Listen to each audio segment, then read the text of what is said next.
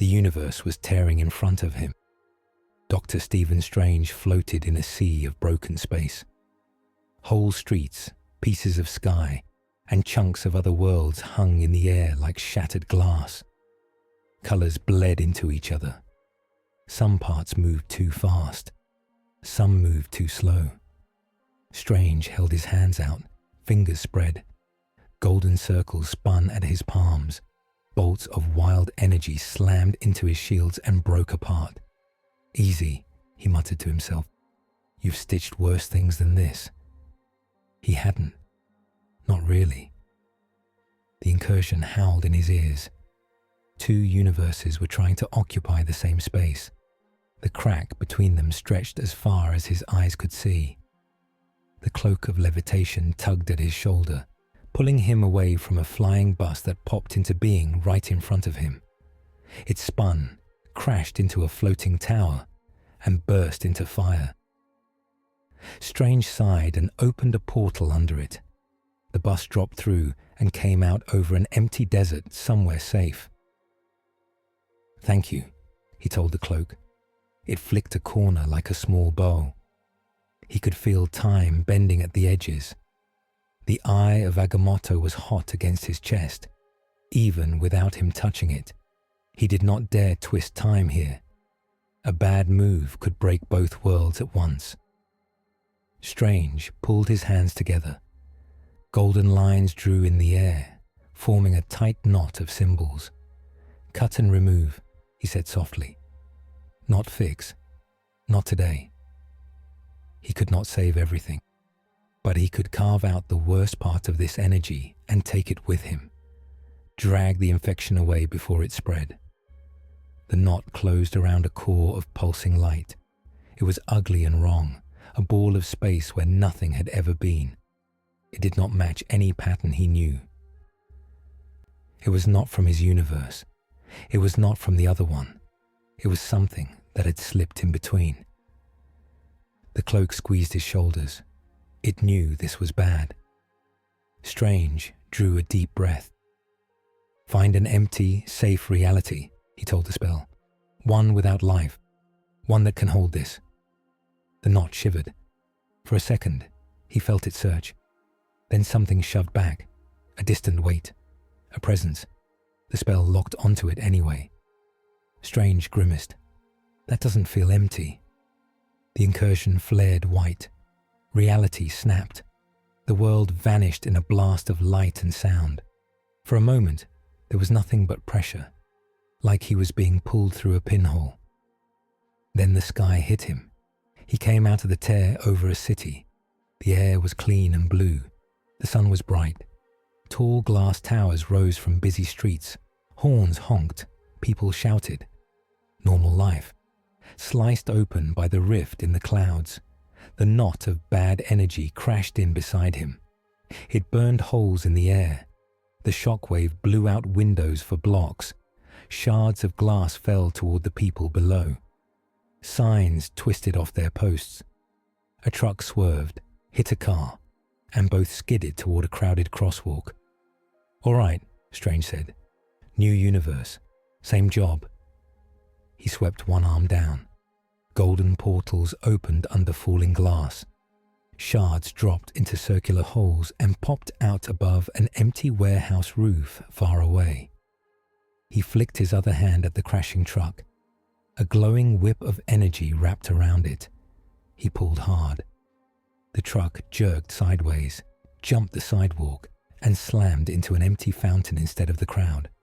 The cloak shot off his back and dove after a falling child. It scooped the boy up and floated him gently to the ground. People screamed and pointed. Phones rose like a forest of small black rectangles. Strange hovered in the sky, eyes on the knot. It pulsed like a heart. Space around it warped and bent.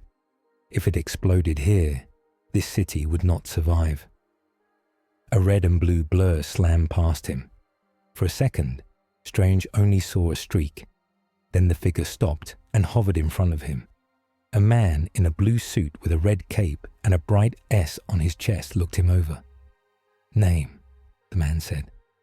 His voice was calm. but his eyes were sharp. "Dr. Stephen Strange," Strange answered. "And you are not from my world." "Superman," he said. "You brought that with you?" Strange looked at the knot. It followed. "I'm trying to keep it from killing your city." Another streak cut the air. A woman in red, blue, and gold armor flew up. A sword hung at her side. A golden lasso sat at her hip. "Cal," she said to the man, "reports say the sky ripped open." She looked at Strange with steady, careful eyes. "I'm Diana," she said, "of the Amazons. Is this your attack?" "If it were," Strange said, "I'd be doing a much worse job of saving everyone." The cloak floated back up with the rescued child on its fabric. The boy clung to it, laughing through his tears.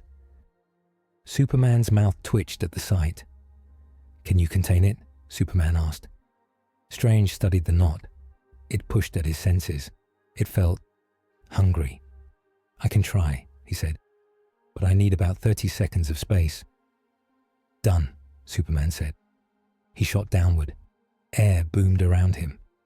In a blur, he cleared the sky of aircraft, moved people off rooftops, and pushed a falling helicopter back into level flight. Diana flew guard, her shield raised, eyes on the knot. Strange pulled both hands up. Golden circles formed around the knot, layer after layer. Each ring spun in a different direction, locking into place. The knot fought back. It twisted. For a moment, Strange felt something else behind it. A cold will, very far away, but watching. "Not now," he muttered.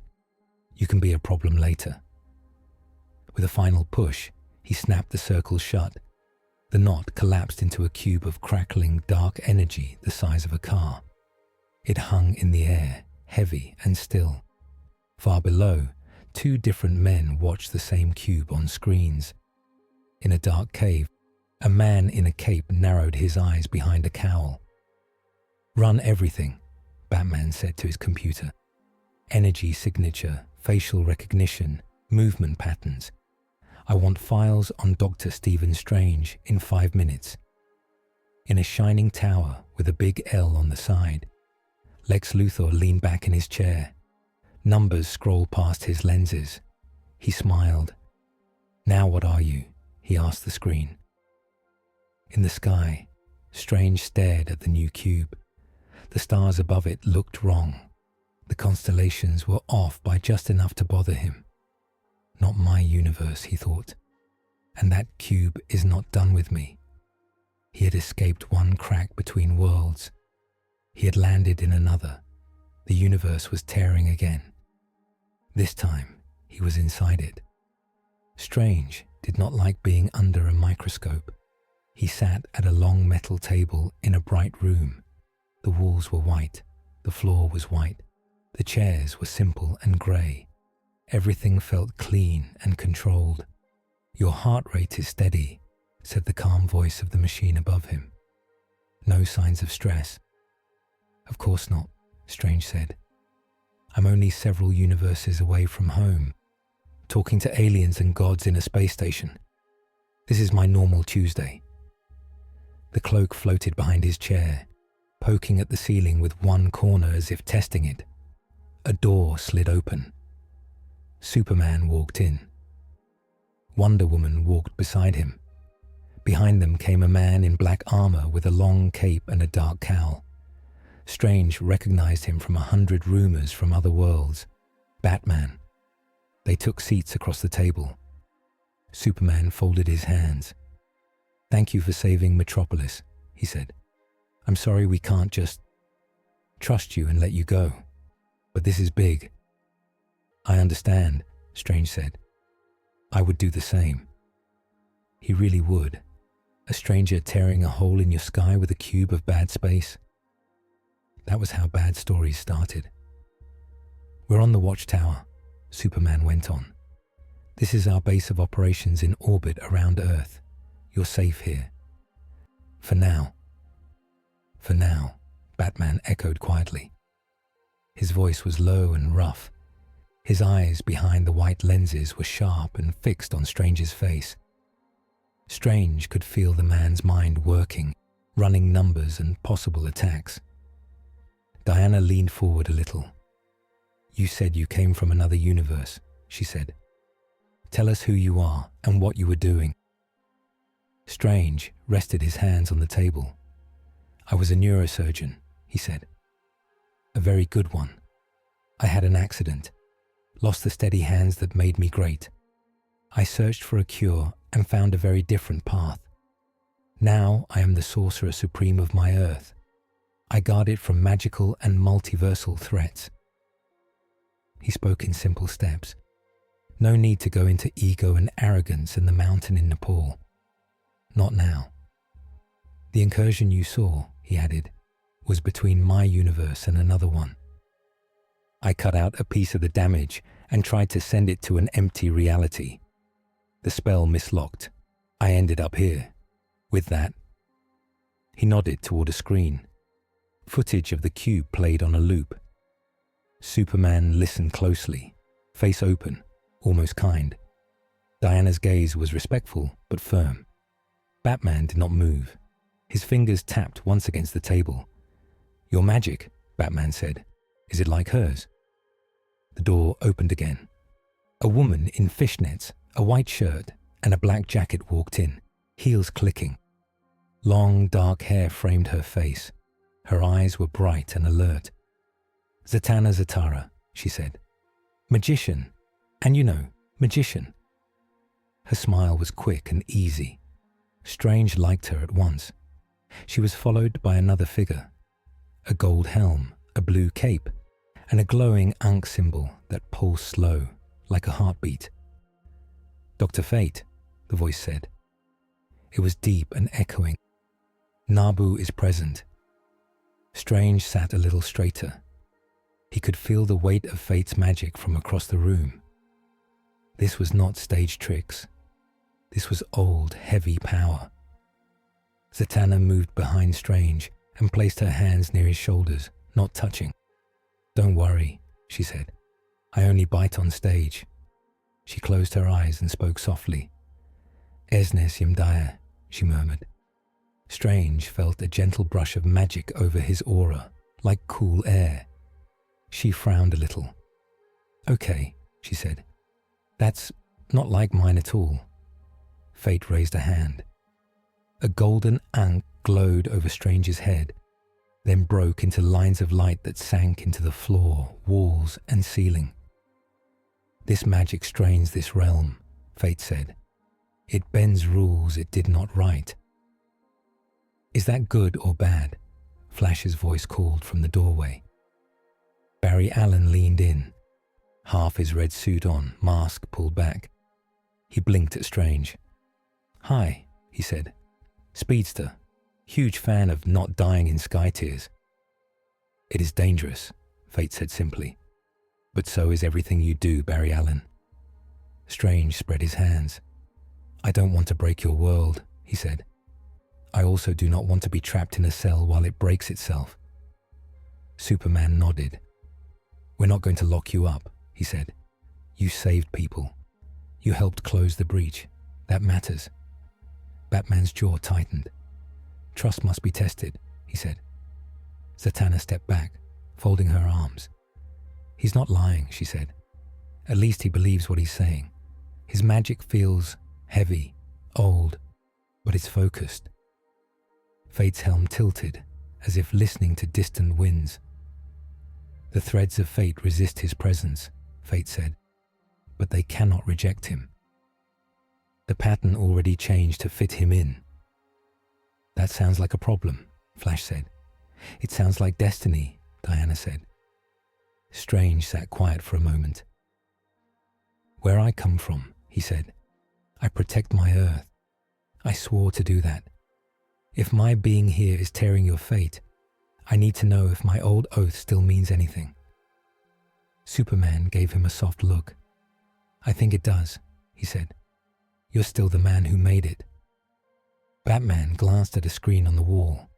Data and graphs showed the cube still floating in a secure holding field. Symbols ran down the side.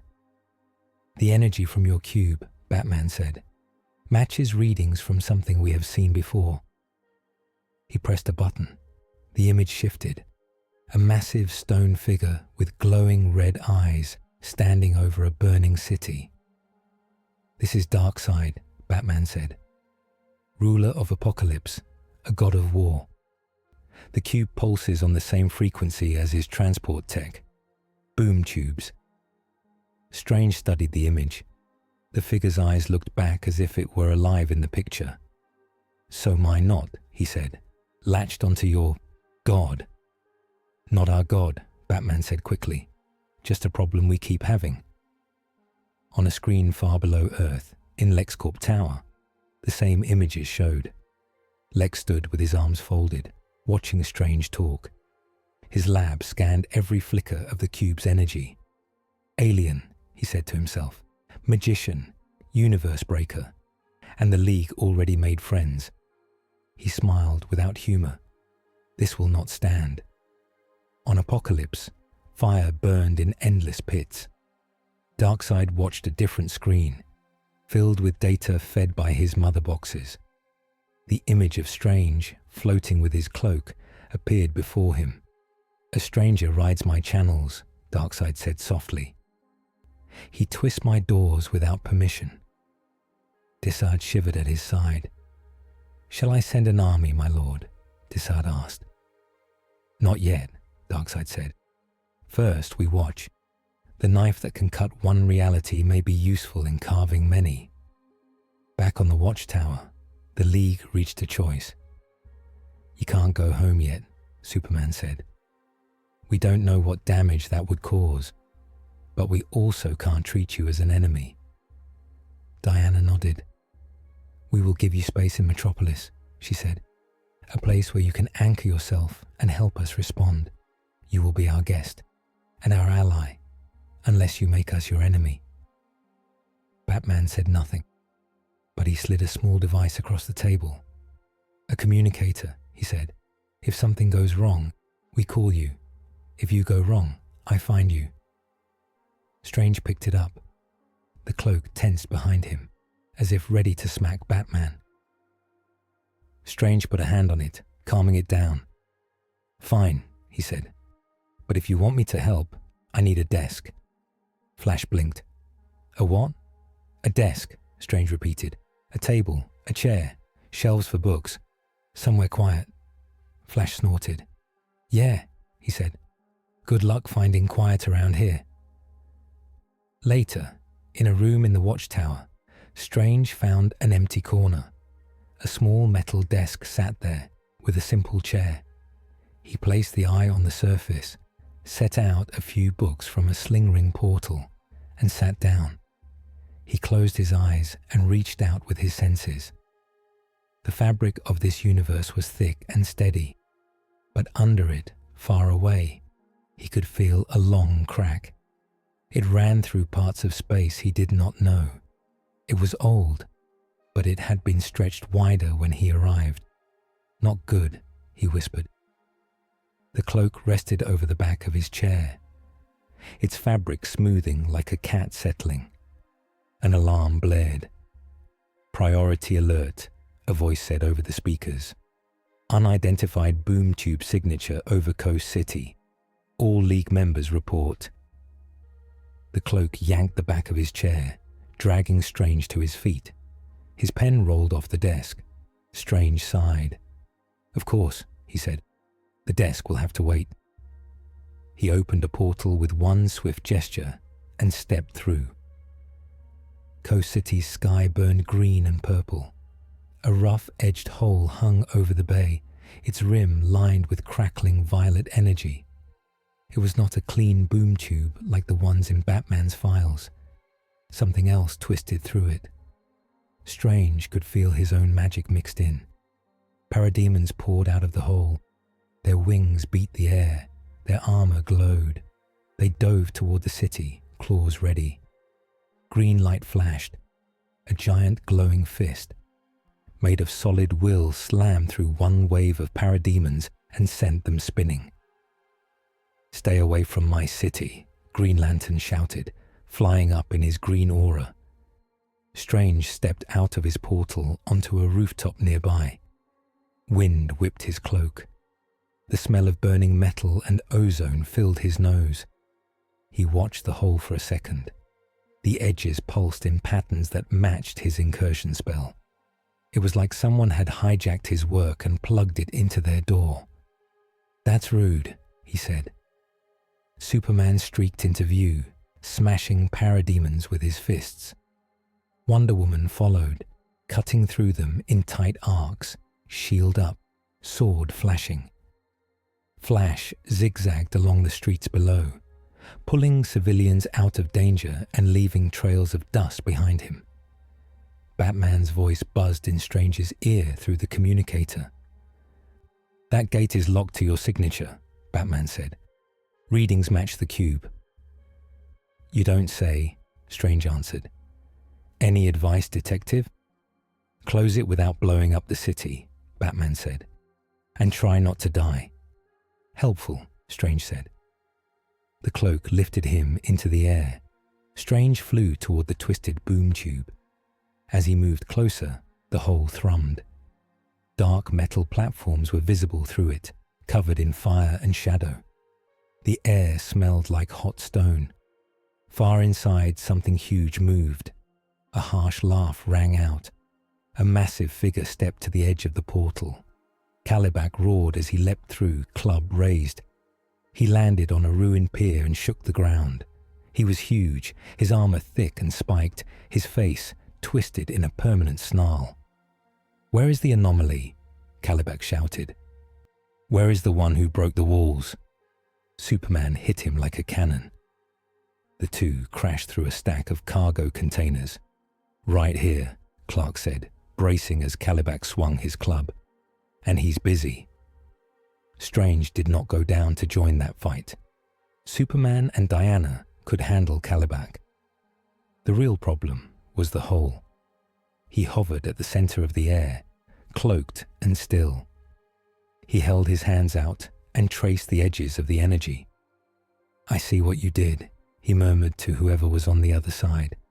"You rode my cut like a parasite." He snapped his fingers. 4 mirror portals opened around the boom tube, forming a floating square. In the streets, Flash looked up. "Okay," Barry said. "Now we're doing magic geometry. Cool." Strange pulled. The mirror portals grabbed the energy spilling out and turned it back on itself. Space warped. The tube stretched and twisted. More parademons swarmed through, but many of them hit the bending walls and were flung sideways into shimmering pockets of space that closed around them. Strange pushed harder. Sigils burned in the air around his hands. Green Lantern flew up next to him. "Need a hand?" Hal Jordan asked. "Create a cage around the core," Strange said. "Don't let it widen." Hal nodded. His ring glowed. A green lattice formed around the boom tube, holding it tight. On the pier below, Kalibak roared and swung his club at Superman's head. Clark ducked under it and slammed both fists into Kalibak's chest, sending him sliding back. Wonder Woman dropped out of the sky, shield first. Her impact cracked the pier. Kalibak staggered. "You are in our world without leave," she said. "You will leave or you will fall." Kalibak bared his teeth. "I came for the anomaly," he said, "by Darkseid's command." He grabbed a chunk of pier and hurled it at Strange. The cloak flicked, pulling Strange out of the way. The rock chunk smashed through one of the mirror panels, making it ripple. The whole structure shuddered. Strange hissed. "Do not throw rocks at my portals," he said. He clenched his fists. The mirror panels tightened. The boom tube shrank. The air went cold. A deep voice spoke from the heart of the gate. "Enough." Everyone froze. Even the parademons slowed. In the shrinking circle of the boom tube, a tall silhouette appeared. Dark armor, hands clasped behind its back, eyes burning red. Darkseid stood there, not quite in their world. but close enough that his presence filled the bay. Superman felt the hairs on his arms rise. He remembered the last time those eyes had been on him. "Darkseid," he said quietly. Strange turned his head and met the god's gaze. For a second, the world around him vanished. He saw rows of dead planets under a black sky. He saw ranks of silent people walking in perfect lines, their eyes empty. He saw strings of light running from each head to a single point in the distance. "Anti-life," a whisper in his mind said. Darkseid studied him. "You are not of this realm," Darkseid said. "Yet you tear my roads like paper. Who are you, little magician?" Strange felt the weight of that attention. His shields hummed. The eye of Agamotto glowed against his chest. "Dr. Stephen Strange," he said, "Sorcerer Supreme. And I don't like people using my work without asking." Darkseid's mouth almost moved in amusement. "You are an anomaly," Darkseid said. "An accident of broken walls. But accidents can be turned into tools. You will come to me." "Hard pass," Strange said. He looked at the boom tube. Inside its structure, he saw now how his own magic lines had been spliced into apocalyptian tech. Where they crossed, there were weak points. He drew deep on the eye just for a moment. Time slowed around the gate. Not everywhere, only in a tight sphere. Drops of water hung in the air. Lantern's energy flickered like a slow heartbeat. Strange stepped through that slowed bubble, as if walking through thick air. He placed glowing marks along the weak points. The strain was immense. His head throbbed. He could hear the ticking of 1,000 futures behind his ears. "Cut here," he told himself quietly. "And do not slip." He snapped his right hand. A golden blade of magic flashed along the marks. The boom tube screamed. Space tore. The gates linked to his magic snapped. Darkseid's image blurred.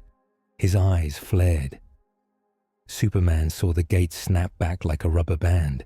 He grabbed Kalibak and yanked him away just before the receding portal edge could take his arm off. In the last second before the gate closed, Darkseid locked eyes with Strange. "I see you," Darkseid said, "across more worlds than this." The tube collapsed. The shockwave rolled over the bay. Green Lantern's construct broke. Parademons, who had not yet been trapped, plunged into the water or scrambled to escape. Strange dropped the time bubble and staggered. The cloak caught him, holding him steady. His hand shook. The eye cooled slowly against his chest. On the pier, Kalibak snarled, wounded but alive. "Retreat," came Darkseid's voice from nowhere. A smaller boom tube opened under Kalibak. He fell through it, roaring in frustration, and vanished. The remaining parademons dove after him or were dragged back by the gate before it shut with a hard snap. Silence fell over the bay, broken only by sirens and waves. Superman flew up to Strange's height. "You okay?" he asked. Strange nodded once. "I cut their door free from my magic," he said. "For now, but your Darkseid knows me. He will try again." Green Lantern floated nearby, eyes wide. "You bent a boom tube," Hal said. "People don't just bend boom tubes." Strange looked at the spot where Darkseid had stood. "I'm not people," he said quietly. Around the world, cameras had caught the fight. News feeds already replayed images of Strange hanging in the air, weaving light, standing on balance with gods and monsters. In the Batcave, Batman watched him, expression unreadable. He updated a file. "Sorcerer Supreme, threat level, extreme," he typed. "Potential asset, also extreme." On Apocalypse, Darkseid stepped away from the viewing plane. "He can move along my roads," Darkseid said. "He can bend them. This makes him dangerous and valuable." Desad bowed low. "We shall crush him, my lord," Desad said. We shall use him, Darkseid corrected, or break him trying. Back on the watchtower, Strange sat on the edge of a medical bed while a machine scanned him. The cloak flicked at a dangling wire, bored. You exerted yourself, the machine said, but your body is strong. I'm fine, Strange said. I've had worse days. Superman stood nearby. Diana leaned against the wall. Their faces were serious. You just got every god and monster's attention in this universe, Superman said. Strange gave a tired half smile. Good, he said. Maybe then we can have honest talks. He looked toward a window. Stars shone outside in strange patterns he still did not know by heart. For a second, he saw a symbol in his mind, a twisting, simple sign that meant control over every mind it touched. The anti-life equation. He had cut a door today. He had also opened a road. The universe was still tearing. Now everyone could see the ripples. The news reached him before sleep did. Strange sat alone in a small metropolis apartment the League had given him. It was high up, with a view of the city, and, if he tilted his head just right, a sliver of the distant watchtower as a bright star. His new desk stood by the window. A real wooden one this time, brought in by Superman with an easy grin. There was a chair. There were shelves. There were even a few potted plants Flash said would make it feel less like a hospital. Strange had placed 3 books on the desk. The Eye rested beside them. He was almost ready to open one. The television on the wall played low. Every channel had the same thing.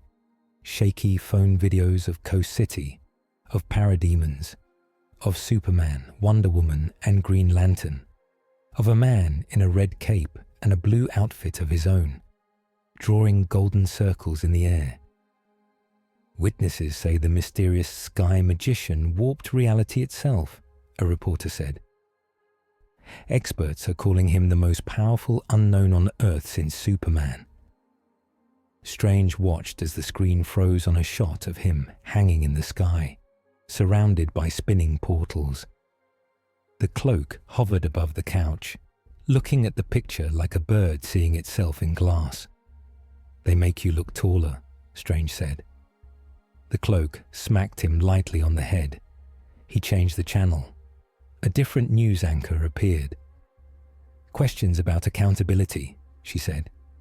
Who is Dr. Stephen Strange? Is he a savior from another dimension? Or a weapon we have no control over? Strange turned the sound off. He had heard that tone before. On his own Earth, when people first saw sorcerers on their screens. Fear, curiosity, a need to sort him into safe or dangerous. Shadows moved in the corner of the room. He did not turn. He knew that presence now. You could ring a bell, Strange said, or use the door. Batman stepped out of the dark corner as if he were peeling himself off the wall. The door is watched, Batman said. Walls aren't. He wore no cowl this time. Just the man, Bruce Wayne. But his eyes were the same. Strange sighed and turned the television off fully. Let me guess, he said. You brought a welcome fruit basket, or a file. A warning, Bruce said, and an offer. He walked to the window and looked out at the city lights. You could see LexCorp Tower from here, bright and proud. Darkseid will come again, Bruce said. He knows you can bend his gates. He won't stop. Strange nodded. I noticed, he said. Bruce glanced at the desk, at the neat, hopeful little setup. You're settling in, Bruce said. As much as you let me, Strange said. You wanted me in the city instead of in orbit. Easier to keep an eye on me. Bruce did not deny it. I have contingency plans for everyone on the League, he said. His voice was flat. If any of us break, or get mind-controlled, or are replaced, I have ways to stop us. Strange arched a brow. Even Superman, he asked. Especially Superman, Bruce said. He turned to face Strange. Strange, you can bend time, Bruce said. You can move between worlds. You just cut into a boom tube with your bare hands. If you turn on us, or if someone uses you, this planet ends. Strange let the words sit for a second. They were heavy, but they were not wrong. So you'll add me to your list, Strange said. You'll build tricks and tools that could hurt me. Yes, Bruce said. I already started. Most people would have lied there, or softened it. Bruce did not. Strange found he respected that. I don't want to be your enemy, Strange said. I didn't ask to come here. I know, Bruce said, but that doesn't change what you are. Strange looked at his own hands. They were steady now, thanks to magic. They used to shake when he held a scalpel after the car accident. Now they cut space itself. On my world, he said slowly, I gave up my old life to protect it. I became its guardian. People trusted me to hold the line. Do they trust you now? Bruce asked. Strange thought of his own Earth. He didn't know what had happened after he cut the incursion and left. He had no true proof that his home still existed. I don't know, he said. The room grew quiet. You need to understand something else, Bruce said. Our world is not just capes and gods. We have governments, agencies, people like Amanda Waller. He said the name like a different kind of threat. She watched the Coast City fight, Bruce went on. She'll see you as a resource, or as a bomb, or both. Strange rubbed his forehead with 2 fingers. Let me guess, Strange said. She has a list too. Bruce's mouth twitched, just a little. It might have been a half smile. She has walls where I have lines, Bruce said. You won't see her coming until she decides you will. He took a small bat-shaped device from his belt and set it on the desk. If something seems off, Bruce said, if you think someone is trying to use you as a weapon, call me. I don't trust you, but I trust me, and you are in my city right now. Our city? Strange asked, nodding towards Superman's symbol on a poster someone had taped in the hall. His too, Bruce said. But he believes in people. I believe in systems. Between us, sometimes the world lives. He moved back toward the shadow. Strange, he added. Yes? You're not the only one carrying a dead world in your head, Bruce said quietly. Try not to let it make you careless. He vanished into the dark. Strange sat alone again. The cloak floated down and wrapped around his shoulders like a blanket. I'm not careless, Strange murmured. I'm tired. The cloak patted his cheek. He almost reached for a book. The desk looked back at him, patient. The communicator on it blinked. Great, Strange said. What now? Amanda Waller did not pace. She did not fidget. She sat in her chair at Argus headquarters like a rock that had always been there. Screens lined the wall. Coast City footage played on one. Metropolis on another. Satellite scans on a third. A digital image of Strange hung in the center with numbers around him. Energy readings, heart rate, height and weight, known statements. Extra-dimensional subject, said the analyst beside her. Codename, Dr. Stephen Strange. First appearance, Metropolis Sky event. Second appearance, Coast City invasion. High-level magic user. Magic is just physics we haven't stolen yet, Waller said. What does he want? Unknown, the analyst said. He claims to want to go home, but he has agreed to work with the League for now. Waller frowned. The League, she said. Of course. She tapped a pen against the table once, twice. We need leverage, she said, not brute force. We don't punch gods, we manage them. A second agent pointed to a smaller screen. He saved hundreds of lives, the agent said. Maybe thousands, if Darkseid's gate had stayed open. I see that, Waller said. I also see that every time we get a new alien or god on this planet, the death count climbs the same year. They attract enemies. They attract problems. The bigger the power, the bigger the mess. She stared at Strange's image. Find out if he has attachments, Waller said. Family, friends, a home to miss. If he stays, we need something that keeps him on our side. If he leaves, we need a way to make sure the hole he leaves does not get bigger. She leaned back. And if you can't find leverage, she added, then find a way to kill him, just in case. Lex Luthor did pace.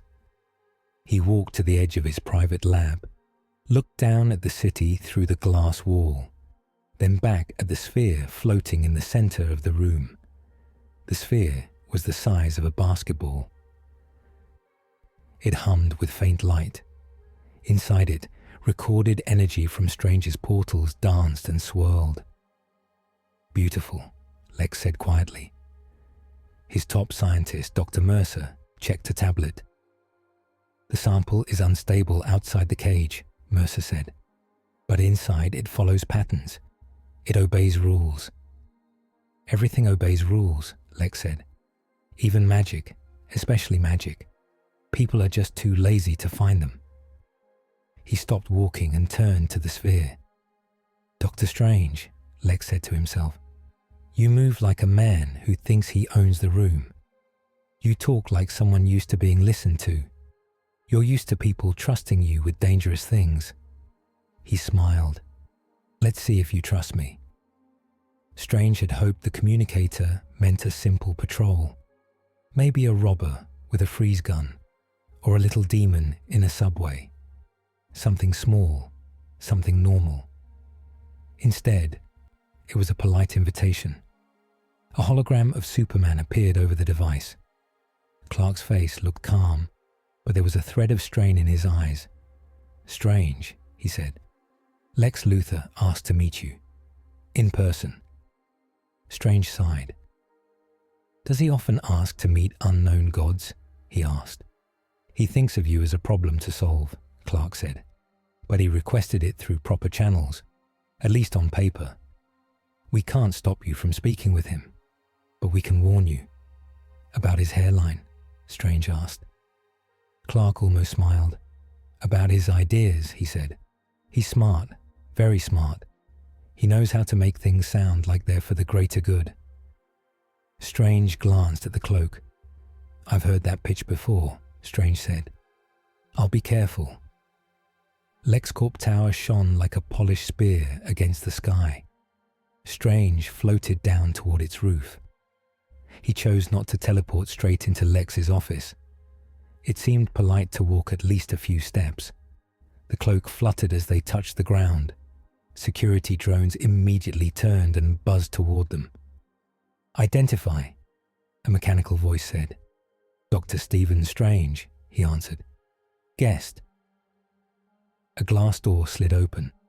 Lex was already waiting in his office, behind a desk that cost more than Strange's first surgical car.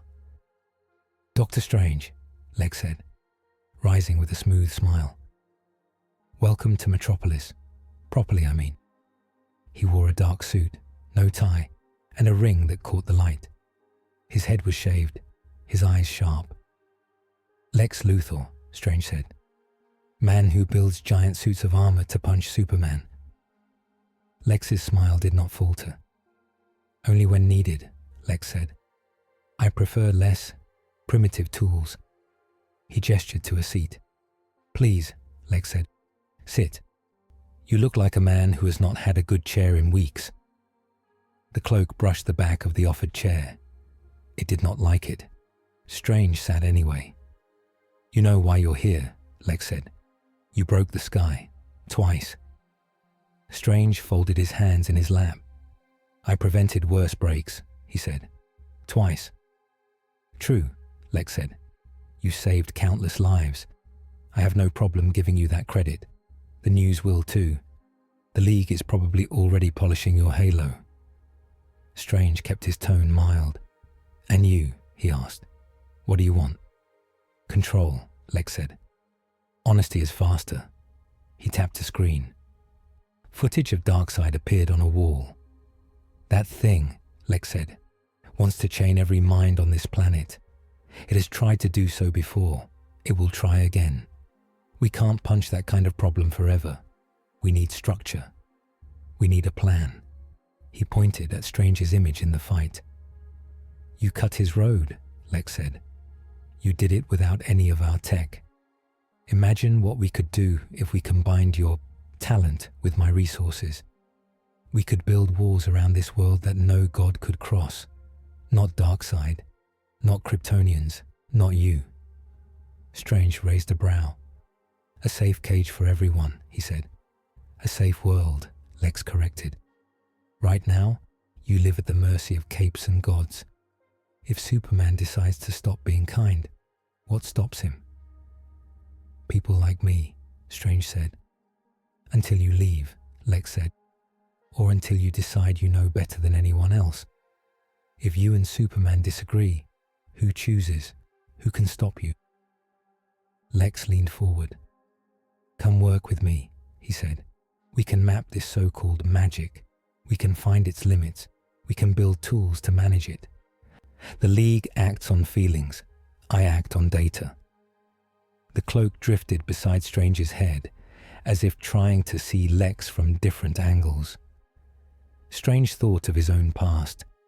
He remembered being the smartest man in the room, sure that he deserved to decide what happened to other people's bodies. It had not ended well. I understand your fear, Strange said softly. I have felt it too. The world is big. People are fragile. But the answer is not always to squeeze everything in your fist. Lex's eyes chilled. Do you like watching people die? Lex asked. Because that's what chaos brings. I see hospital reports, crime statistics, war zones. Every year we trust gods a little more, and humans a little less. That path ends one way. Strange stood. I'm not here to give you more control, Mr. Luthor, he said. I'm here to stop worse monsters than you. Then you're a fool, Lex said. Strange smiled, just a little. I've been called worse, he said. He opened a portal. Wait, Lex said. At least leave me some data, energy readings, a sample, something to help us prepare. Strange looked at him. You already tried to steal some from the air, Strange said. I can feel it. You have enough to get yourself into trouble. Lex's jaw tightened. So Strange had noticed. Be careful, Lex, Strange said. When you stare into the multiverse, it stares back. He stepped through the portal and was gone. Lex remained alone, fists clenched. Fine, Lex said. We'll do it the hard way.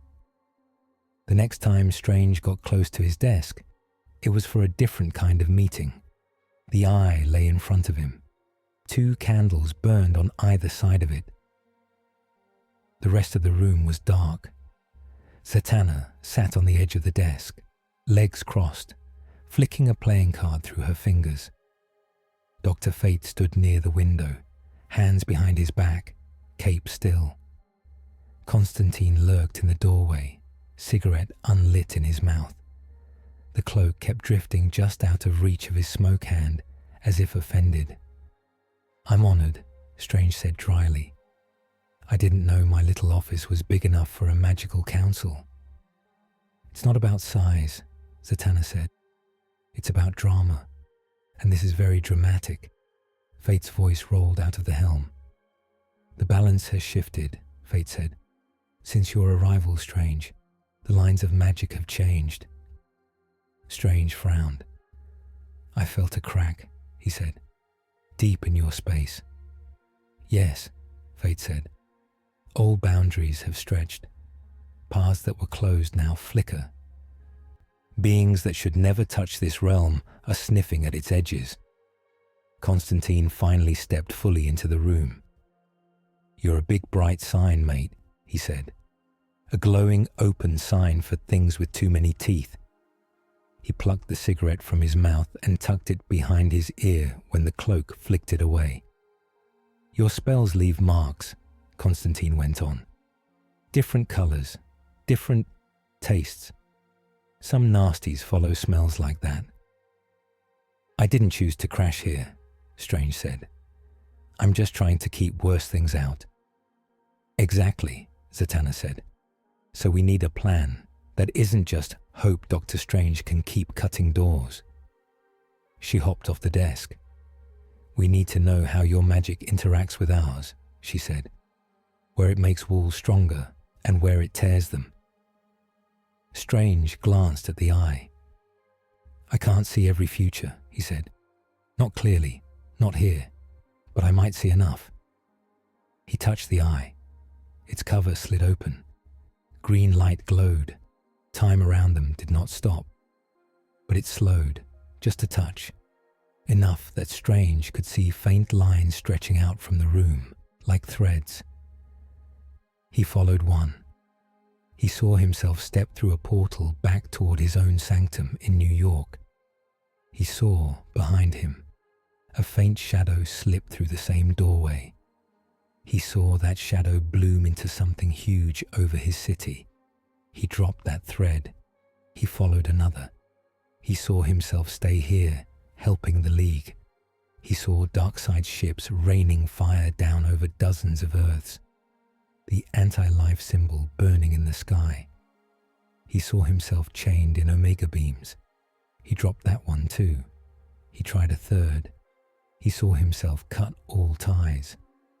He floated alone in the space between worlds, acting as a cork. Crack after crack hit him. He held them shut, for a while. Then his body gave way. The cracks opened anyway, with no one left to fix them. He let the eyes lid close. "Any good news?" Constantine asked. "Everyone dies," Strange said. "Or worse." Zatanna winced. "Wow," she said. "Cheery." Fate inclined his head. "Fate is rarely kind," he said. "But you know this, Dr. Strange. Your world shaped you with the same touch." Strange drummed his fingers on the desk. "If I go home, I may drag your god with me," he said. "If I stay, I may make him stronger here.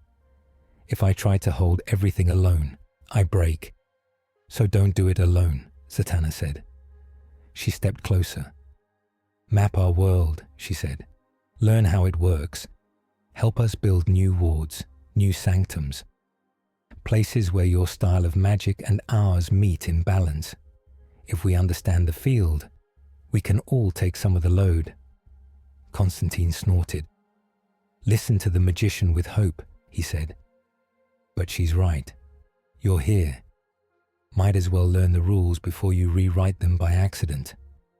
Strange looked from one face to another. Even fate, with his talk of destiny, had not said, "Leave." That meant something. "Fine," Strange said. "I'll study your world, but I need a starting point. A place where your magic is strong and complicated. Somewhere that shows the worst and best of your lines." Zatanna and Constantine spoke at the same time. "Gotham," they said. They blinked at each other. "Of course," Constantine added. "It had to be the city made of fear and bad choices." Fate nodded once. "Gotham is a knot," Fate said. "Old curses, new sins, deep wells of belief and terror. If you can balance a sanctum there, the rest of the planet may follow." Strange closed his eyes for a moment. He felt the crack he had sensed before, stretching under space. Gotham pulsed along it like a sore spot. "I'll go," Strange said. "I'll build a stable sanctum there, but I'll need help." "Batman won't like it," Zatanna warned. "Batman doesn't like anything," Constantine said. "He'll show up anyway." Strange looked at his poor, unused desk. "I should leave a note," he said, "in case the next time I come back, the universe has ended." The cloak swatted the back of his head again. "I'm kidding," Strange said. "Mostly." He opened a portal to the darkest city on this earth. Gotham met him with rain. It fell in steady sheets, turning neon into smeared streaks on wet pavement. The buildings were tall and close, leaning in over narrow streets like they wanted to listen to secrets. Strange floated above a line of rooftops, cloak whipping in the wind. He could feel it as soon as he arrived. Fear, not just the normal fear of a big city at night, deeper fear, old. It soaked into the bricks and the alleys. It fed something under the ground. "Well," Strange said quietly, "you are a special kind of broken, aren't you?" A dark shape stepped out of the rain behind him. "You get used to it," Batman said.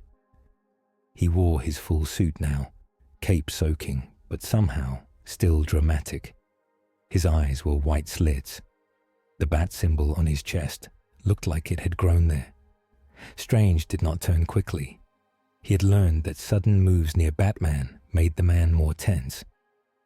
"You know why I'm here," Strange said. "You want to rearrange my city," Batman said, "with magic." "I want to stabilize your magic lines," Strange said. "If I don't, your whole Earth gets weaker, and Darkseid gets more doors." Batman came to stand beside him on the roof edge. They both looked down at the streets. A woman clutched her bag and walked faster as a car's engine roared nearby. Somewhere, sirens wailed. "Gotham holds," Batman said. "Barely. It does so because we understand its monsters. You add something new, you may break that balance." Strange nodded. "That's why I asked for you," he said. "I don't know Gotham. You do. Help me pick a site. Somewhere already broken, where a little extra weird won't be noticed." Batman thought for a few seconds. "The old Monarch Theatre," he said at last. "It's been closed for years, built on bad history. The night my parents died. They took me there before, everything. That place draws ugly things. It can handle more." Strange glanced at him. "Are you sure?" he asked. "No," Batman said, "but it's the best bad option." The Monarch Theatre looked like a ghost. Its sign still hung over the door, letters rusted and half gone. Posters crumbled in frames. The front doors were chained, but the locks meant nothing to a man who walked through walls. Inside, dust lay thick on torn seats. The stage curtain hung in shreds. Water dripped from the ceiling into cracked cups on the floor. Strange walked down the center aisle, cloak lifting away from the filth. Batman paced along the back row, eyes on every corner. Strange closed his eyes and reached out. The ley lines here were strong. A main line of Gotham's fear and memory ran right under the theatre. It was like a vein where everything the city felt was stored. "This will do," Strange said, "but we must be careful." He drew a circle on the stage floor with a line of golden fire. It sank into the wood without burning it. Outside, rain hit harder. "What are you doing?" Batman asked. "Anchoring," Strange said. "My magic and your worlds. I'll tie a sanctum here that can absorb shocks and push back against tears elsewhere, like stitching a wound." "You're sure this is safe?" Batman said. "I'm sure it's necessary," Strange said. "Safe is a different question." Batman did not like that answer, but he did not leave. Strange started the ritual. He chanted in a tongue that was not English. The cloak rose, flaring, as wind spun inside the theatre even though the doors were closed. Golden lines spread out from the circle, tracing along the walls, over the ceiling, down into the floor. They reached into the ground and touched the old fear there. Gotham's memories bubbled up. Strange saw flashes. A boy crying in an alley next to two still bodies.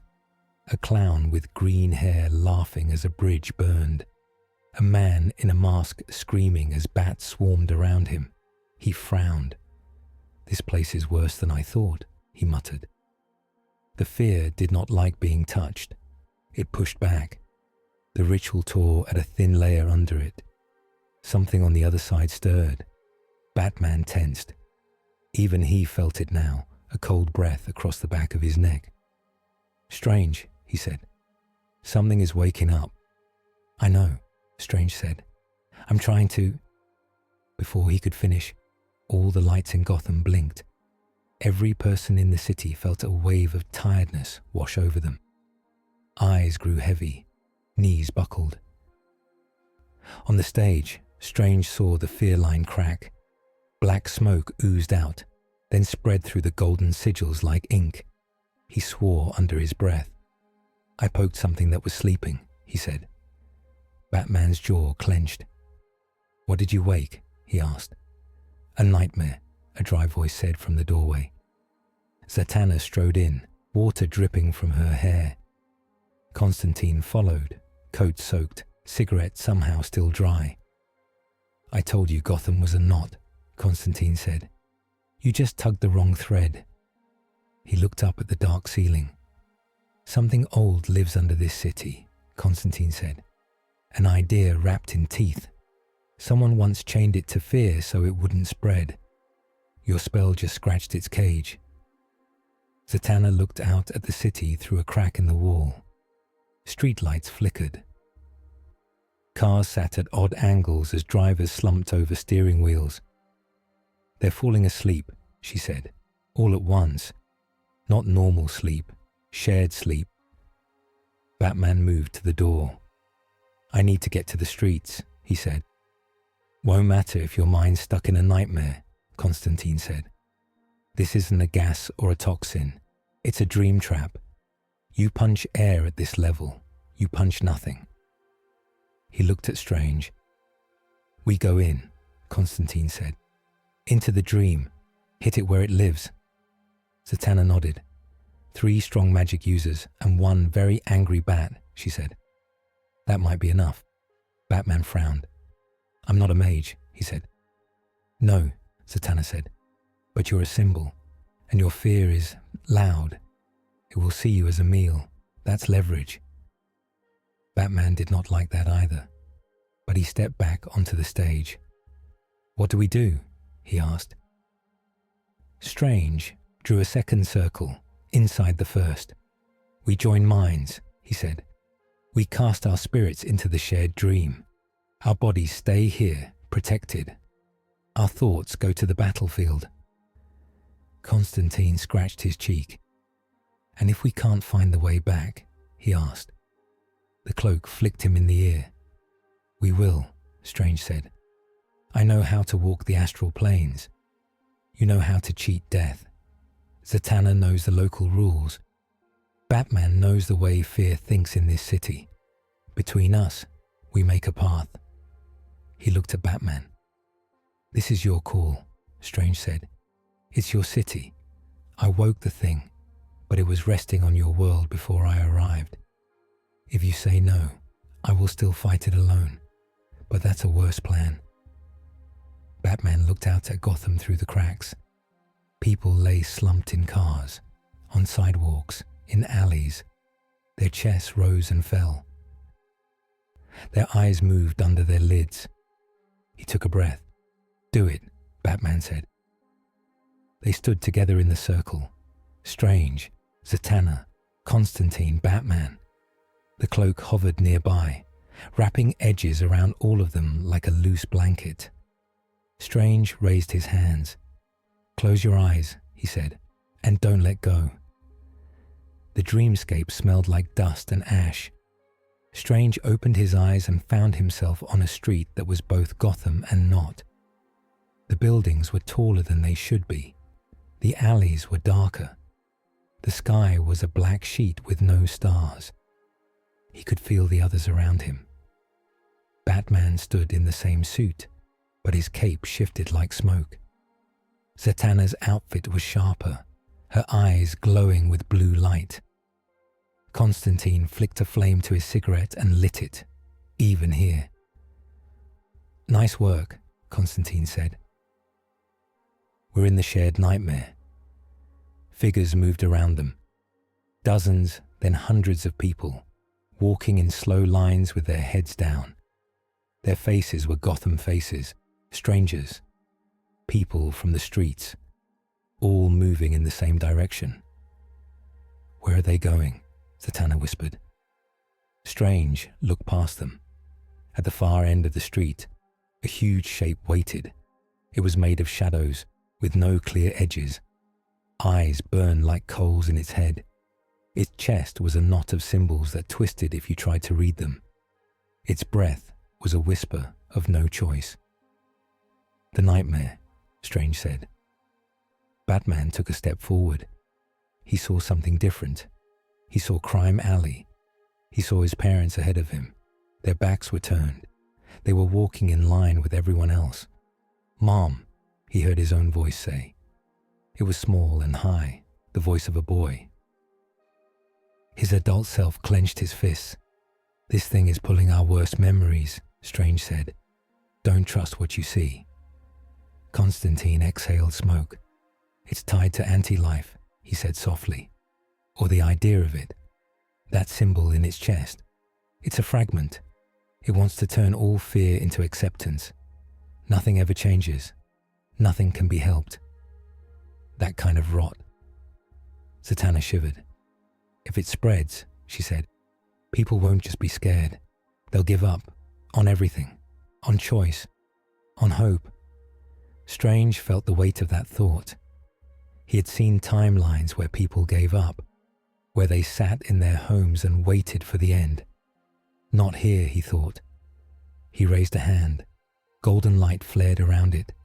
The nightmare turned its head. It saw him. The pressure hit him like a wave. Doubt poured into his mind. The idea that every choice he made only shifted the pain, never removed it. That he was a bandage on a wound that would never heal. "You tried to save your world," a voice said inside his head. "You cut it apart. Did it work?" He saw flashes of his Earth again. The incursion, the cracks, the piece he had cut away. He did not know if his people still lived. "What if they died anyway?" the voice asked. "What if all you did was move the suffering here?" His knees almost buckled. Batman saw something else. The nightmare whispered to him too. "You think you keep Gotham alive," it said. "You don't. You hold it just above the water, again and again, while it drowns in slow motion. Imagine if you stopped struggling. Imagine if you accepted it. No more nights, no more trying. Just stillness."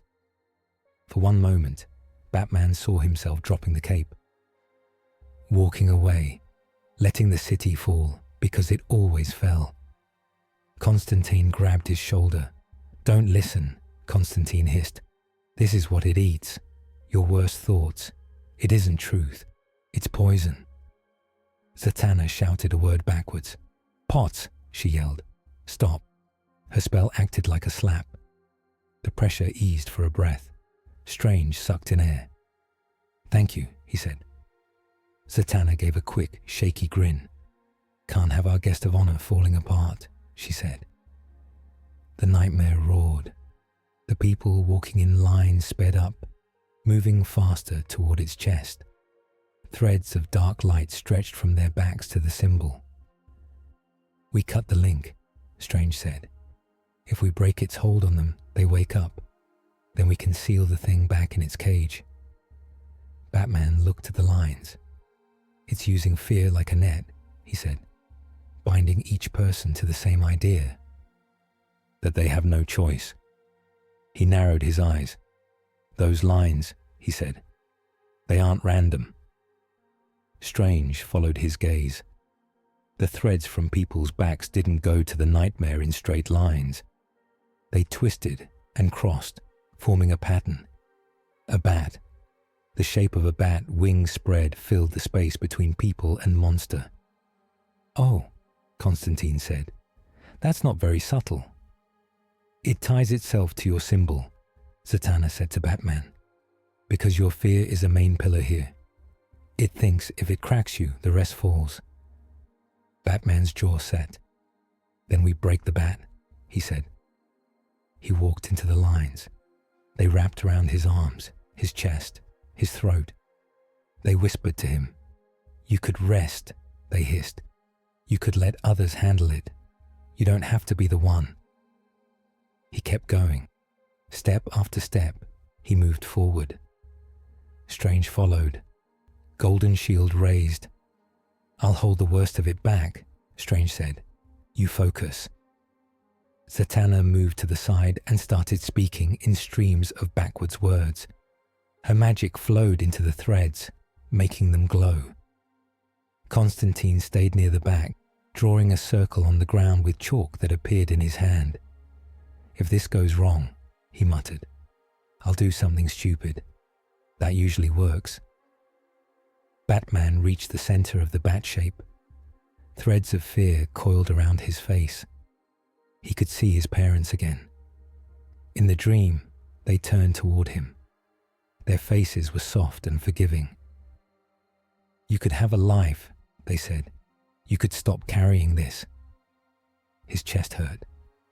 Strange's voice cut through the whisper. Bruce, Strange said, you already chose. Every night, you choose. It hurts, but you keep doing it. That's not a chain. That's who you are. The cloak floated beside him, flaring as if angry at the nightmare. You don't do this because you have no choice, Strange said. You do it because you keep choosing the hard thing. Batman took a breath. He reached down and grabbed one thread with his gloved hand. No, he told it. You don't speak for me. He pulled. The thread snapped. Light burst from it. The symbol on the nightmare's chest flickered. People in the line nearest him shuddered. Their eyes opened for a moment. They looked around, confused. Zatanna shouted another command. Esul, she called. Loose. More threads shook and broke. The bat shape cracked. The nightmare screamed. It lunged forward, trying to stomp them all under its shadow. Its foot came down, massive and dark. Strange thrust both hands up. A golden dome formed above them, catching the blow. His bones vibrated. His teeth rattled.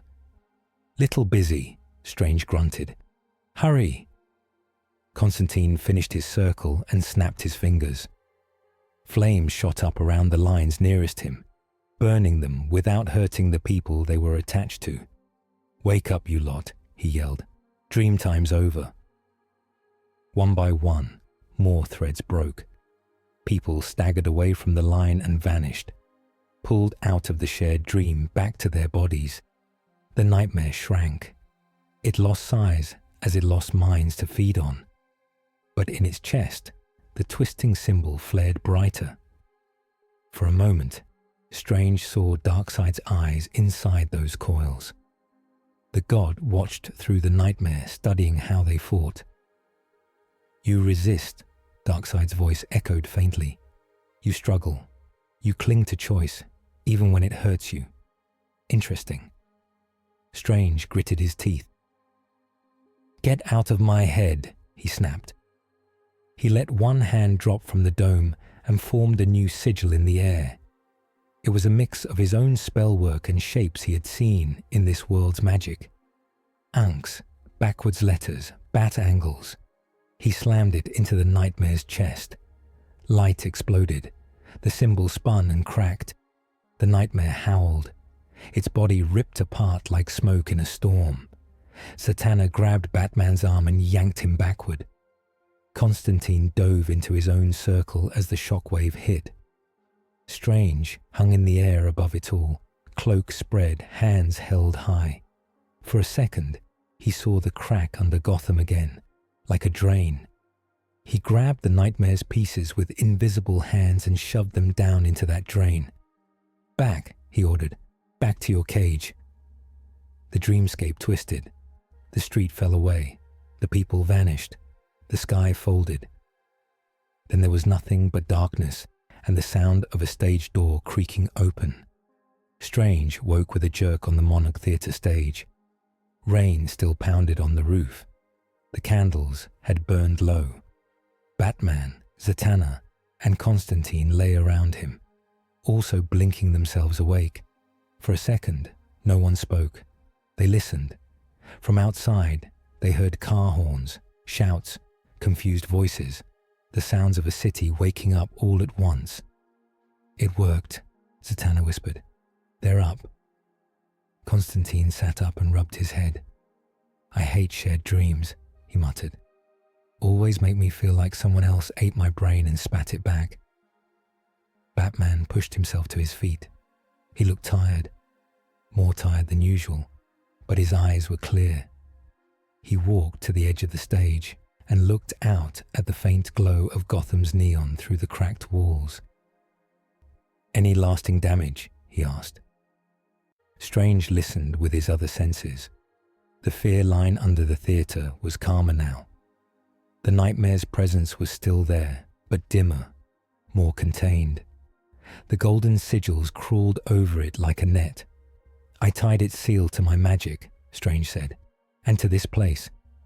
As long as I'm here and this sanctum stands, it will stay asleep." Constantine grunted. "Of course you did," he said. "You wove yourself into our problems even deeper." Zatanna elbowed him. "Be nice," she said. "He saved your mind." Batman turned. "This means if you die," he said to Strange, "the seal weakens." "Yes," Strange said. "But we were already stuck together, your world and me. At least now we share some control." Batman looked at the stage, at the glowing lines, at the old, faded posters on the wall. "This place is different now," he said. "It's a sanctum," Strange said. "One of several I'll build, if we keep surviving long enough. The magic here will push back against cracks and gates, not just mine, Darkseid's too." He stepped down and stood beside Batman. "This city is still yours," Strange said. "I'm not here to fix Gotham. I'm here to stop the universe from breaking on top of it. You still handle the clowns and the mobsters." Batman's mouth moved into that almost smile again. "I would not let you take them," he said. They walked outside together. The rain had slowed to a drizzle. People on the street looked dazed but alive. Some rubbed their heads. Others hugged each other, unsure what had just happened. High above, on a rooftop, someone watched. A teenager with a red helmet and a camera. "Did you see that?" he whispered into his phone. "There's a wizard now, in Gotham, with the bat." Rumors would spread. They always did. In the sky over the city, a faint shimmer appeared and then vanished as Strange's sanctum anchored itself fully. It felt like a lighthouse in the sea of fear. Far away, in the Tower of Fate, Dr. Fate looked up from his own meditation. "The knot held," he said. "Good."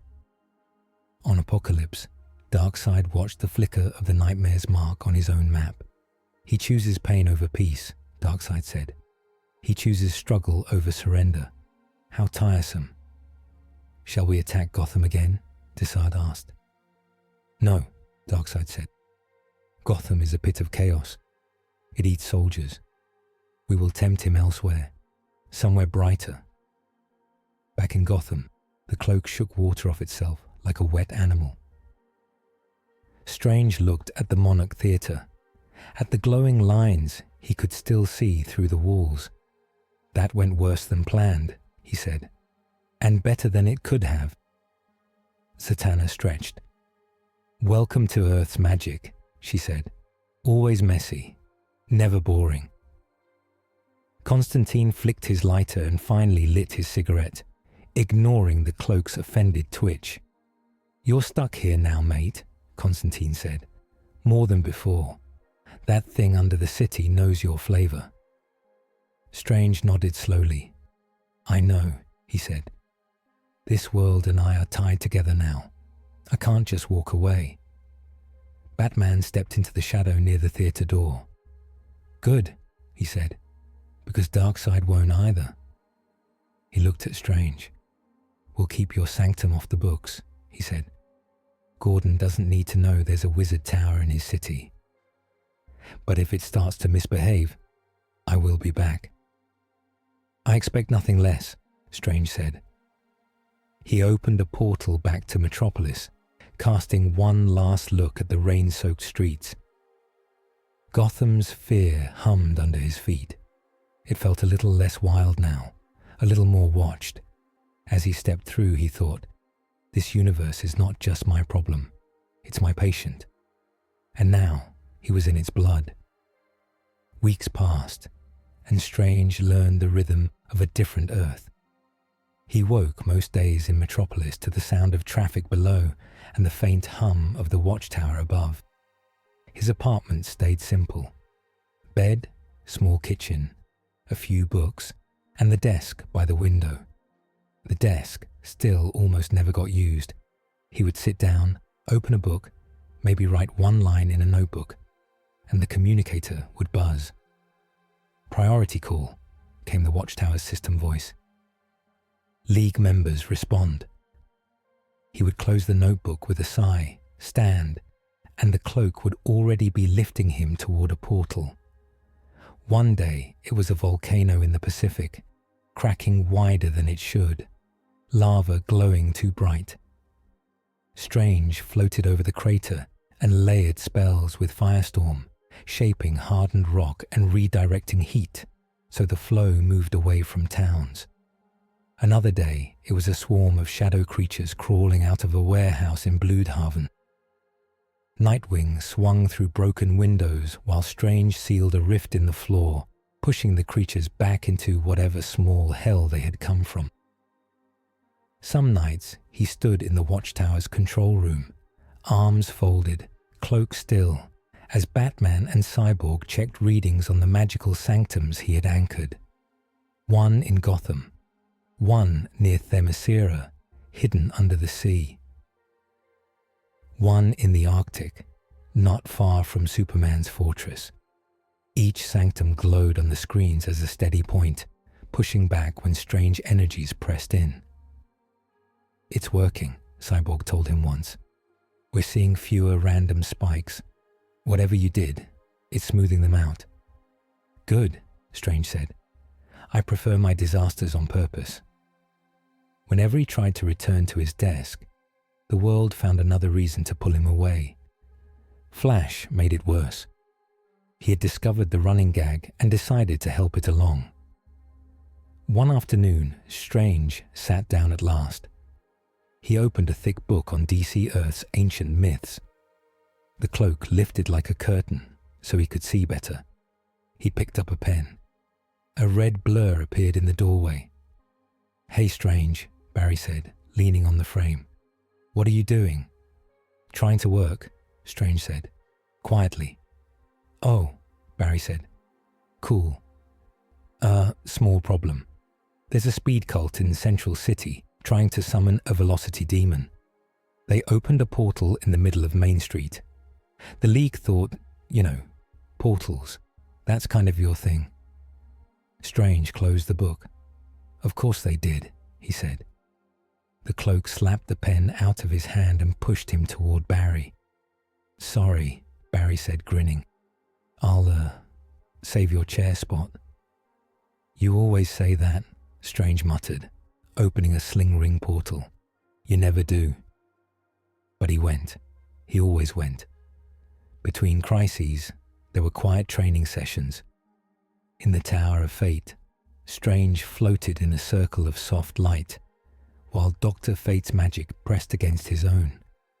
The two styles met and pushed, then slowly learned to flow around each other. "Your magic is flexible," Fate said. "It slips through gaps. Mine is rigid. It holds." "We can use that," Strange said. "I can go where you cannot, and you can stand where I bend."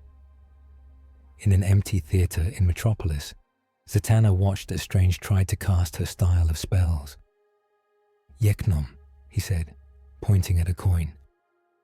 Nothing happened. Zatanna laughed and took his hand. "You have to feel the word, not just say it backwards," she said. "Magic here listens to intention as much as sound." The cloak tried on one of her top hats and strutted across the stage. She clapped.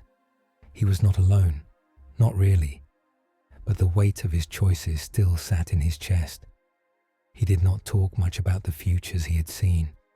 He did not tell them what the nightmare thing had whispered, how it had asked if his old world had died anyway. He did not know. At night, in his apartment, he would sometimes stand by the window and look at the stars. They were wrong. The patterns were wrong. But slowly, the wrongness started to feel like just different, not right, not home, but something. One night, in the middle of a rare quiet stretch, he finally got an hour at the desk. He wrote.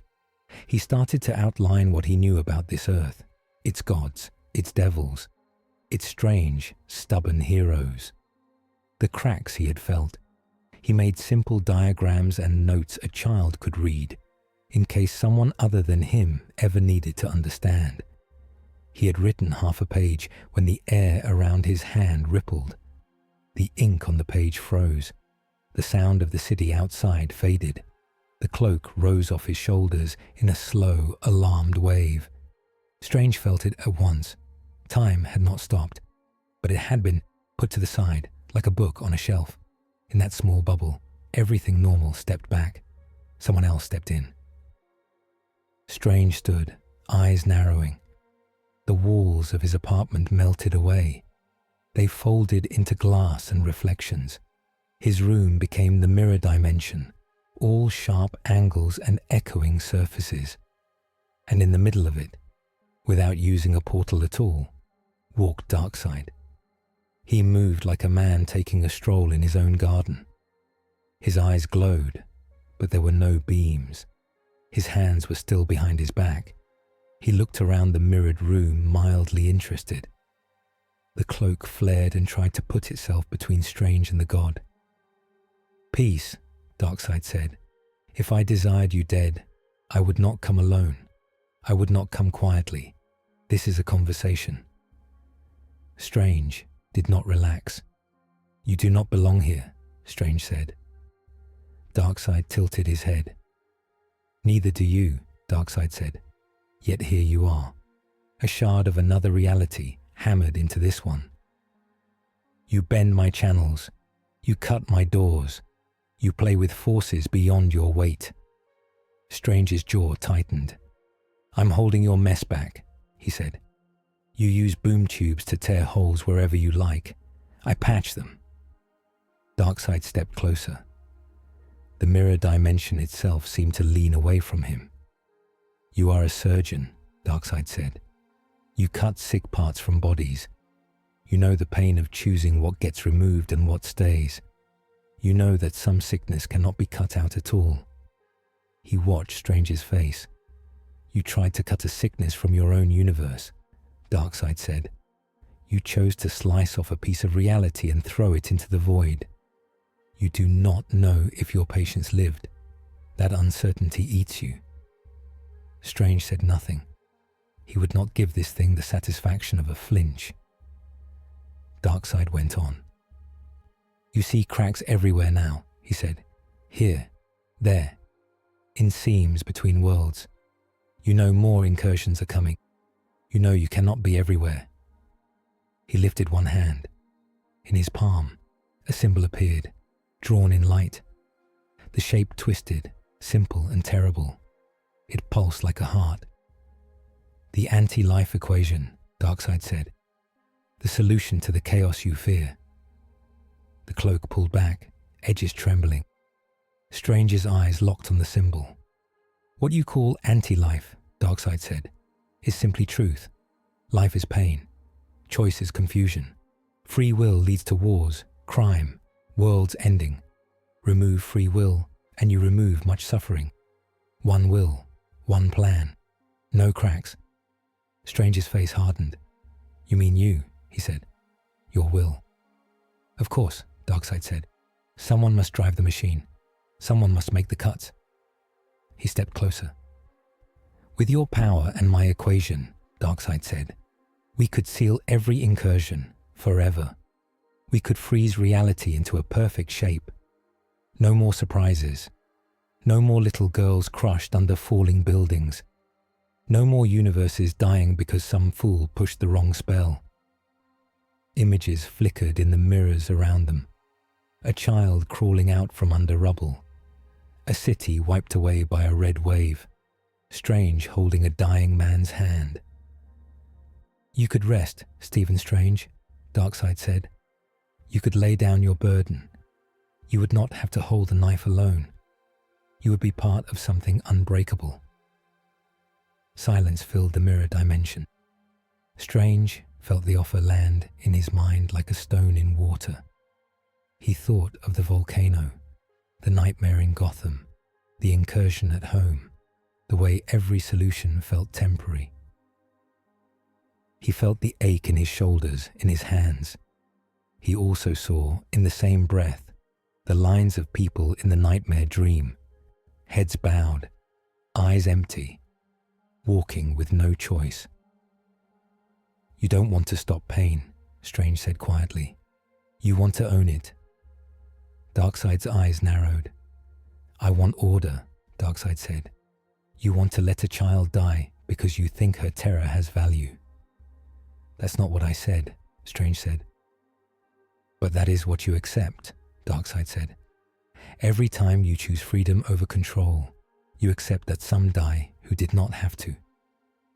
The words hit him. They were not entirely wrong. That made them worse. Strange took a breath. I could make that trade, Darkseid said. I could make the cuts you cannot. Come with me. Help me close your cracks. Help me end the chaos. He lowered his hand. The symbol hovered in the air between them, turning slow. If you refuse, Darkseid said, I will still do it. But then you will be on the wrong side of the cut. And when you fall, your sanctums will fall with you. The choice was clear, at least on the surface. Strange looked at the symbol. It was clean, simple, a shape that promised an end to mess. He thought of Bruce, standing in the Monarch Theatre, threads of fear wrapped around him, and his parents calling him to rest. He had pulled the strings anyway. You're right about one thing, Strange said softly. I am a surgeon. I do make cuts. I choose what parts of a body to save. He looked up at Darkseid fully. But a body is not meant to be frozen, Strange said. Life is motion, risk. Healing comes with pain. If I cut out every nerve, the patient never hurts. They also never feel anything again. That is not medicine. That is murder. He lifted his hand. With a slow, careful motion, he closed his fingers around the image of the equation between them. It burned his palm. He forced himself not to pull away. I will not help you kill that many nerves, Strange said. Not in my home. Not here. The symbol shattered like glass and fell away into nothing. Darkseid watched him. You think this is defiance, Darkseid said. It is delay. You are not the first to say no. You will not be the last. All roads still lead to me in the end. We'll see, Strange said. Darkseid stepped backward. The mirror dimension rebuilt around him. The edges of the apartment came back into place. The desk, the window, the half-written page. Darkseid's eyes burned once more. When you are tired enough, he said, you will beg for the peace I offer. Then he was gone. Time slid back into place. The city sounds rushed in. The pen on the desk wiggled as if catching up. Strange stood very still. His palm throbbed. He turned it over. There was no mark, but he could still feel the outline of the symbol, the cloak wrapped around him tightly. I know, Strange said quietly. It would be easier, but easier isn't always right. He looked out the window. Stars shifted over Metropolis. Somewhere out there his home might still exist, or it might be gone. He had to know. He reached for the eye. The Hall of Justice was normally loud. Today, it was quiet. Superman stood in the main chamber, cape still. Wonder Woman stood beside him. Flash bounced on his toes. Green Lantern leaned against a pillar. Batman stood in shadow, arms crossed. They all looked toward the main doors. "He'll come," Clark said. "You're sure we should do it this way?" Hal asked. "Some of us still think it's a bit early to give him this." Diana smiled faintly. "We're not handing him the keys to the planet," she said. "We are offering honesty. If we want him to choose to stand with us, we must actually invite him to stand with us." "He has already stood with us," Bruce said. "In Metropolis, in Coast City, in Gotham. This is a label, not a change in reality." Flash shot him a look. "That might be the most positive thing you've ever said," Barry whispered. Bruce ignored him. The doors opened. Strange walked in, cloak flowing behind him. He looked tired, more than usual, but his eyes were clear. "You wanted to talk," he said. Clark nodded. "You've been helping us for weeks now," Clark said. "Stopping invasions, sealing cracks, training with our mystics. Whether we like it or not, you are part of this Earth defense." Hal coughed. "We like it," he said. "Mostly. It's just scary." Clark smiled. "We want to make that clear," he said. "So we're offering you a place here, not as a prisoner, not as a temporary guest, as an ally, maybe one day as a full member." Diana stepped forward. "We know you don't trust this world yet," she said. "We know we don't fully trust you. That is honest. But trust grows. It doesn't just appear." She pointed up. "In orbit, we have the watchtower," she said. "It watches for threats, but it's not built for your kind of work, so we built something else." A hologram flickered to life in the air. It showed a new structure in space, smaller than the watchtower, but still large. Rings of smooth stone and metal wrapped around a central tower with open windows. Lines of light connected it to glowing points on Earth, sanctums. Strange knew them at once. "We call it the Sanctum of Worlds," Clark said. "It's connected to your bases and to our systems.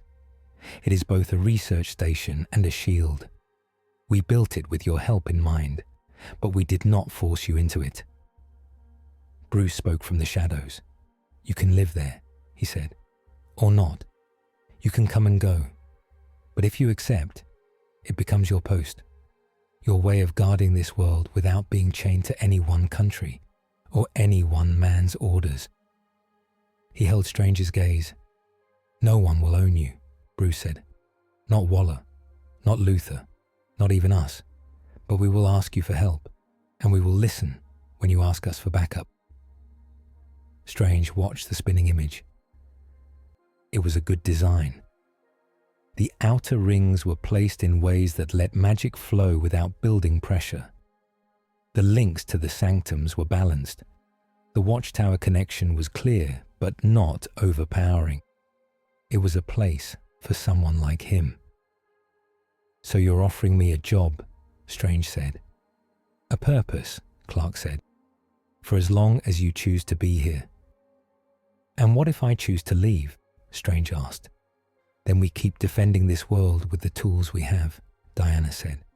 "And you keep defending yours, if you can reach it. But we will not trap you." Clark added gently, "We want you to stay, not because we need your power, because we value who you are." The cloak bumped Strange's shoulder, as if nudging him toward yes. Strange swallowed. The image of his old sanctum rose in his mind, the round window, the city outside, the smell of tea and dust. "I need to know something first," he said, "about home." He touched the eye. Light flared. The hall blurred. For a moment, he was not in the hall. He stood in the middle of his own sanctum in New York. The real one. Not a memory. It was quiet. Sunlight slanted through the window. Dust floated in the air. A teapot sat on a table. It was cold. Old. He walked forward and touched a railing. It felt solid. The city outside the window was not burning. People moved on the street. Cars honked. The sky was clear. Relief hit him like a wave. His knees almost gave out. "They made it," he whispered. "The cut worked. They survived." Behind him, in the reflection on the sanctum's glass, something moved. The symbol from Darkseid's hand flickered faintly in the corner of the window. A whisper of anti-life. An echo. Strange's eyes narrowed. His cut had saved his universe. But the knife had left a scar. Darkseid was already trying to press a finger into it from afar. He could not open a full portal here without giving that scar a new path. He understood, in a rush, what the eye wanted him to see. He could not go home yet, not without dragging this world's worst enemy into his own. He took a deep breath. "Hold on," he told the empty air. "I'll be back when I can make sure he doesn't come with me." Then he let the eye's vision close. He stood back in the Hall of Justice. The hologram of the Sanctum of Worlds still spun above him. The League watched him with quiet eyes. "Well?" Clark asked softly. Strange ran a hand back through his hair. "My world lives," he said, "but it isn't safe from your problems. Not yet. If I open the wrong door, I give Darkseid a road to another Earth." He let his hand drop.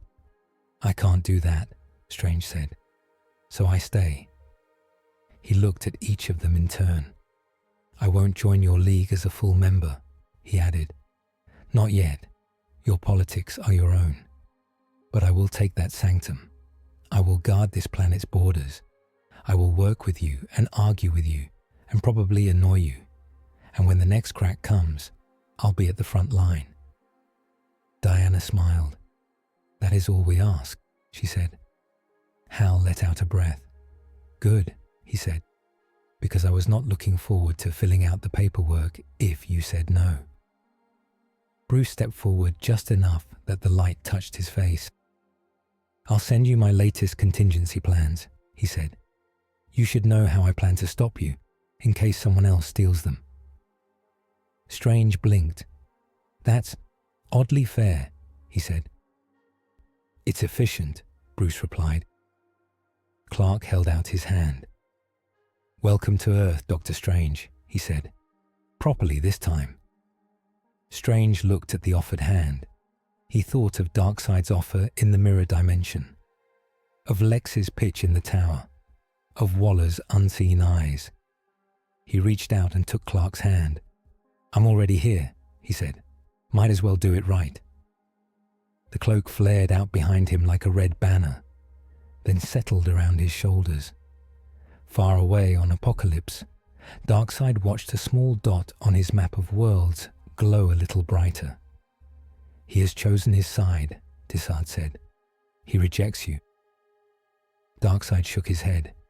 "He delays," Darkseid said. "He believes he can hold the cracks together with mortal hands and a few spells. He will learn." He turned away. "When he is broken enough," Darkseid said, "he will be easier to shape." On Earth, in a secret Argus room, Waller looked at a diagram of the new Sanctum of Worlds. "Put a team on it," she said. "If it ever falls out of the sky, I want to know exactly where it lands." In LexCorp Tower, Lex stared at his floating sphere of stolen portal energy. He watched how it reacted whenever Strange opened a gate anywhere on the planet. "Keep listening," he told the sensors. "One day he'll slip, and when he does, I'll be there." Up above them all, Strange stood in the Sanctum of Worlds. He walked its ring corridors, feeling how space bent around it, how the lines from Earth's sanctums fed into it, bringing information, energy, and warnings. It was both fortress and clinic, a place to watch and to heal. He stepped into the main chamber. It had a wide window that looked down at the Earth, blue and white. In front of the window sat a familiar shape, a desk, his desk. Clark had moved it up here. Strange stared at it. The cloak gently pushed him toward the chair. All right, Strange said. Let's see how long we get this time. He sat, picked up his pen, and started a new page. At the top, he wrote, Book of Crossed Earths, Earth DC. He underlined it once. He had written 3 sentences when the communicator on the desk beeped. Alert, the watchtower's voice said. Unusual energy spike near Mars, requesting magical analysis. Strange closed his eyes. He laughed once, low in his throat. Of course, he said. He stood, the cloak wrapped around him, happy. He opened a portal with one hand, and with the other, he slid a bookmark into the open page. The desk would be waiting when he came back, he hoped. The Sanctum of Worlds was quiet. For the first time in days, there were no alarms, no crying monitors, no sudden shouts in his ear. Earth hung below, turning slow. Lights glowed on the dark side. White clouds curled over blue water. Strange sat at his desk by the window. The Book of Crossed Earths lay open in front of him. A candle burned on each side, small and steady in the still air. The cloak draped over the back of his chair like a tired cat. He wrote. He did not write spells. He wrote simple things. Superman, one line read, trusts easily, power beyond measure, must be protected from those who would use his hope. Batman, another said, built from grief, chooses pain every night, will plan to kill me. I accept this. Gotham, a third line, open wound, strong heart, needs watchers who understand both. He wrote about Zatanna's laughter during training, about Fate's calm, about Constantine's jokes that covered fear. He wrote about Darkseid's offer and his own refusal. He wrote about Lex's hunger for control and Waller's cold focus. He wrote, in small letters, My world still lives, and under it, I will not risk it for my comfort. Every so often, he looked out at the stars. He could almost pick out which one marked his own universe's direction. It did not matter, not yet. On a shelf nearby sat a small device Cyborg had built. It showed news from Earth when he wanted it. One corner of the screen showed a talking head. New orbital structure has been spotted, the anchor said. Officials say it is linked to the Justice League and to the mysterious Doctor Strange. Some praise it as a shield. Others fear it as another weapon above our heads. Strange turned the sound off again. Them again, he murmured. He did not need them to be comfortable with him. He needed them to be alive. On another part of the screen, a science program tried to explain multiverse theory to children. A cartoon Strange waved awkwardly in a classroom. The cloak drifted over and slapped the device, turning the image off completely. Thank you, Strange said. Far away in Lex's lab, the sphere pulsed once. Lex frowned. That pattern again, he said. He's anchoring something new. He glanced up at a sketch on the wall. It showed the Sanctum of Worlds, drawn from satellite photos. We'll have to visit one day, he told it, quietly. On Apocalypse, Desard showed Darkseid a graph of Strange's energy spikes. He spends much time on small things, Desard said. Storms, old spirits, crime in one city. Darkseid nodded. He clings to the individual, Darkseid said, to the idea that each life matters. It slows him, but it also makes him strong in ways you will never understand. He turned away from the glowing map. Let the magician guard his little sphere, Darkseid said. The more he weaves himself into it, the more it will hurt when I pull it apart. In Gotham, Batman stood on a rooftop, overlooking the Monarch Theatre. Its windows were dark, but he knew what slept inside. He spoke into his comm. Strange, he said. Sanctum reading? Strange's voice answered in his ear. Stable, Strange said. Your nightmare is still snoring. Good, Batman said. So is my city. He cut the line, cape flapping, as he jumped to the next roof. In the Tower of Fate, Fate looked at a vision of multiple futures. In many, Strange's cloak moved across the sky of this world. In some, it moved away toward another. In some, it did not move at all. Interesting, Fate murmured.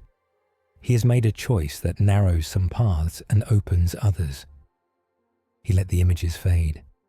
Fate believed in destiny, but he also believed in people. In the Sanctum of Worlds, Strange paused. He set his pen down and flexed his hand. The memory of the anti-life symbol's burn was almost gone. Not fully. He doubted it would ever leave. The cloak floated around the desk and settled over his shoulders, tucking him in.